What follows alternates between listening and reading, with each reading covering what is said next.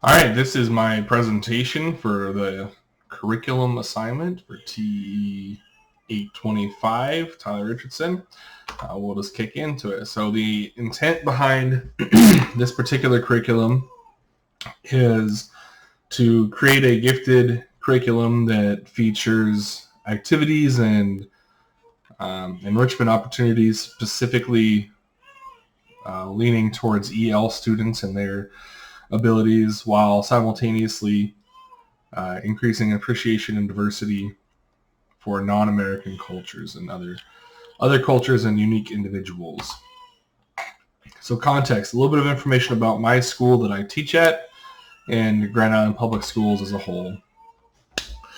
Diversity and inclusion, which are real grounds for creativity, must remain at the center of what we do. Kind of a cornerstone quote for this curriculum, as well as I think EL as a whole, which stands for English Learners.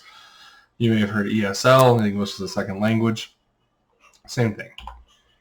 So Grand Island Public Schools has about 50,000 people. It is in central Nebraska. The town itself has got a decent amount of things to do. A lot of the smaller cities around the area are rural farming communities. Grand Island Public Schools has over 10,000 students, 700 teachers, over 500 classrooms. Dodge Elementary, which is one of the multiple elementary schools that I teach at, almost 500 students. This next year, our expected enrollment is going to go down to like 400, 420, I think, because of COVID and offering virtual school, that kind of stuff. This next year, all K-5 classes will have 3 sections except for first grade, which will get 4, and that's because we had a very large kindergarten class last year. Mostly free and reduced lunch, over 50% Hispanic, but students from all over, Guatemala, Kenya, Laos, Mexico, Puerto Rico, Cuba, Kenya, Ethiopia, lots and lots of places. The main language is Spanish or some variety thereof.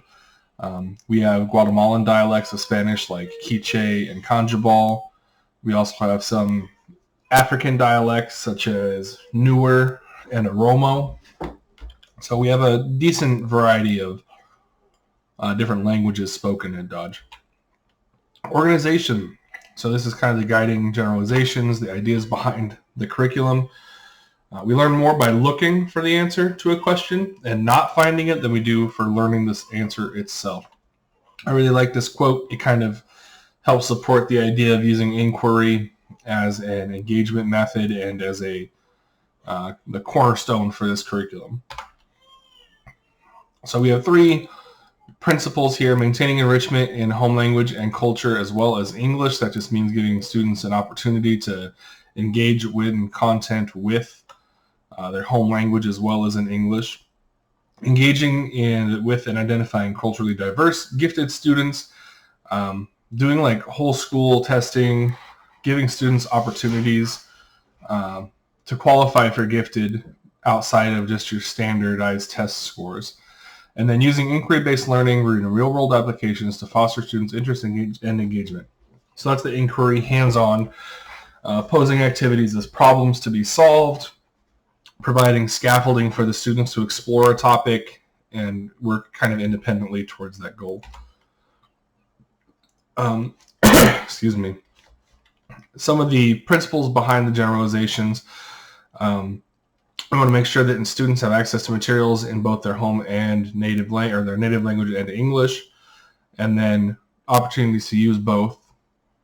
We want to try to incorporate the diverse cultures that the students come from and try to highlight that in the classroom as much as possible, and then make use of the students' backgrounds, their cultures, their traditions, and incorporate that into the lessons and into the classroom in order to further enrich learning and kind of diversity as a whole.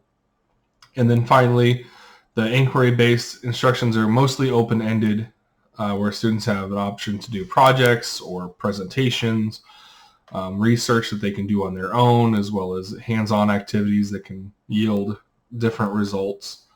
And then I think what's really important is to give the students an opportunity to have creative solutions instead of pigeonholing them into one expected answer, being able to accept multiple answers, and being able to teach that there are often more than one way to answer something or to figure something out.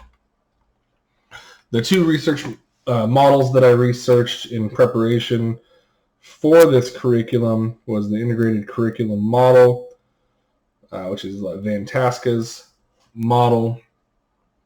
Uses a lot of higher order thinking as kind of an emphasis.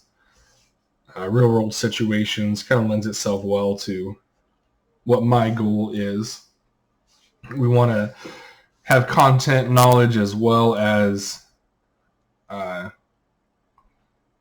being able to analyze and focus on that material. And then the inquiry-based curriculum kind of went over before, but it's largely guided by open-ended questions and activities. For example, you would maybe watch a video on a topic and then let the students explore that topic and find their own sort of products to present to the classroom based upon whatever topic or video or hands-on experience that we went through.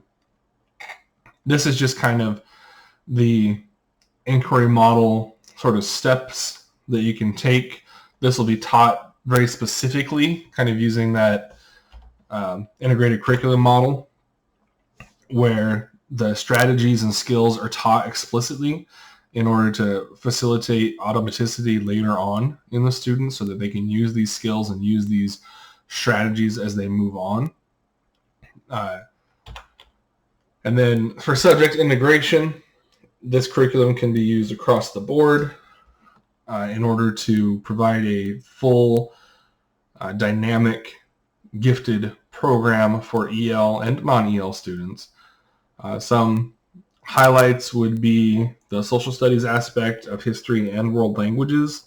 I think it's important, especially in today's day and age, to teach world languages and other cultures as we're becoming ever more connected, as well as an emphasis on art, including music and physical art in the curriculum. Too often, those two subjects kind of get pushed aside or defunded, or in the case of physical art, taken out completely and only visited if the teachers have, extra time. So those are kind of the highlights for that one. Scope and sequence. Largely, the activities will be based on hands-on, culturally relevant materials.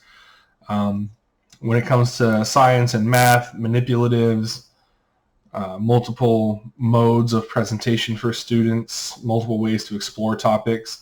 I think a social emotional learning is an incredibly important aspect of the curriculum, particularly in gifted students. If they're profoundly gifted, they may have difficulty adjusting to social situations, or, everybody can use a little bit of metacognitive activities, some reflection at minimum, or, needs will be assessed based on the students or what they need.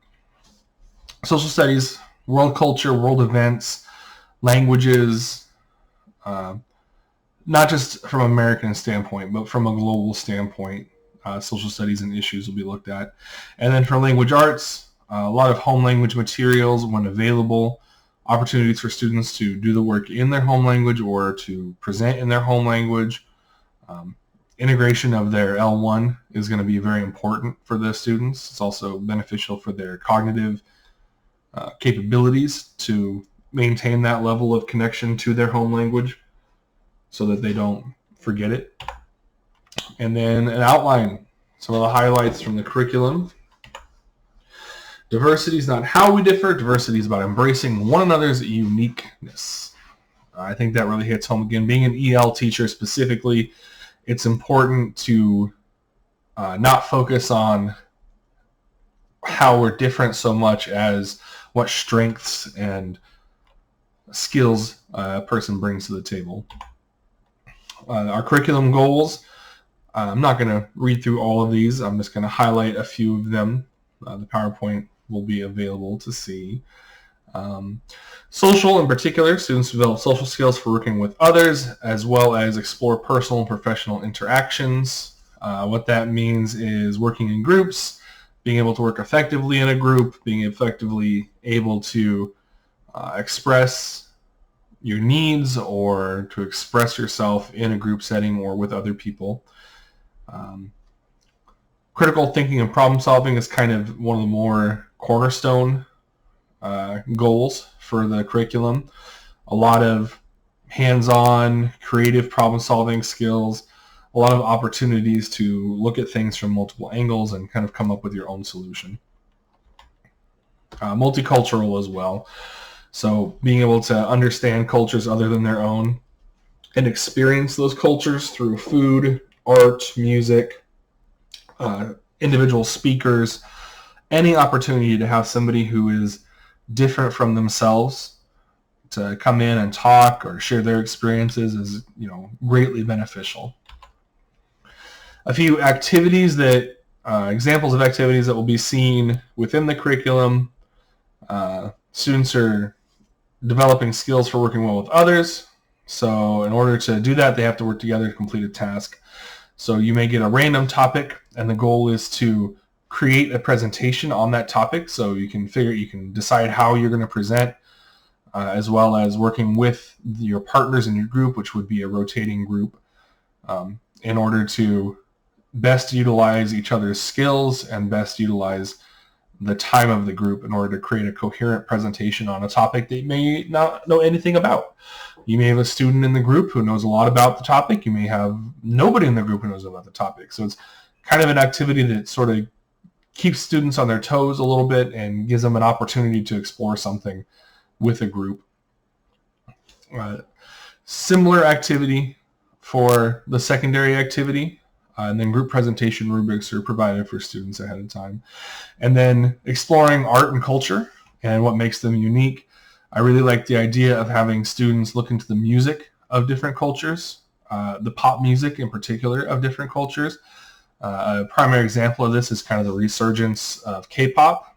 So we have bands like BTS or Blackpink that are kind of coming up and becoming a lot more popular in the U.S. And so, those are bands that and groups that are popular in their home countries, and they're kind of expanding into the United States. So it's really interesting to get to look at how a culture experiences their music and what kind of music those cultures have, and look at the differences and similarities that they have with our own sort of music.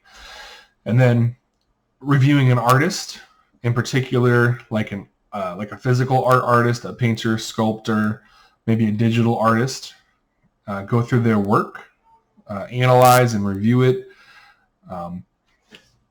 You can use several works from that artist as examples to present and kind of talk about where that artist's point of view is coming from, why that artist produces art that they do. Give you an opportunity to explore physical art from a different culture other than our own. And then a couple of this extended activities. One of the ones that would be repeating that we would do continually throughout the year with different books is book club.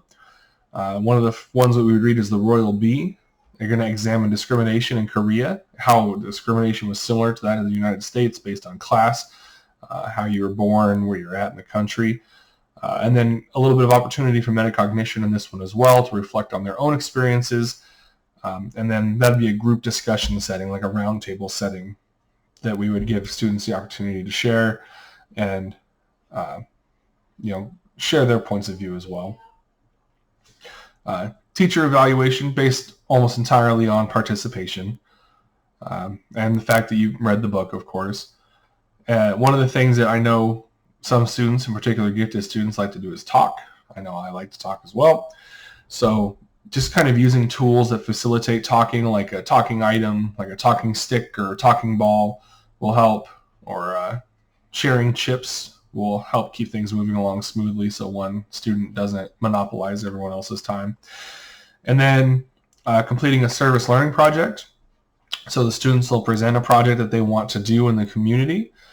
During the process of taking part in that learning project, whether it's volunteering, picking up things at the park, volunteering at an animal shelter, whatever they decide to do, whatever they're guided towards, they'll complete journal entries throughout the process and then submit those journal entries. So this is also will be an ongoing, like semester long, maybe 2 semester long activity, kind of depending on how the school district's semesters, trimesters are set up. One of the things that's really nice with this one is the students do get to choose their own projects within reason. Of course, they have to be approved, but they get to share the things that they're passionate about. These are a list of teacher resources. You can go through any of these in your own time. Lots of good YouTube channels, science specific. I really kind of lean towards the science and social studies, music aspect of things, and so these are a lot of good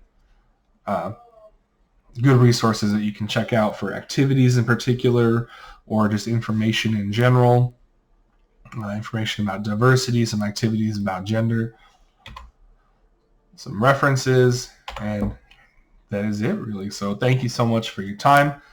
I hope you enjoyed watching, and goodbye.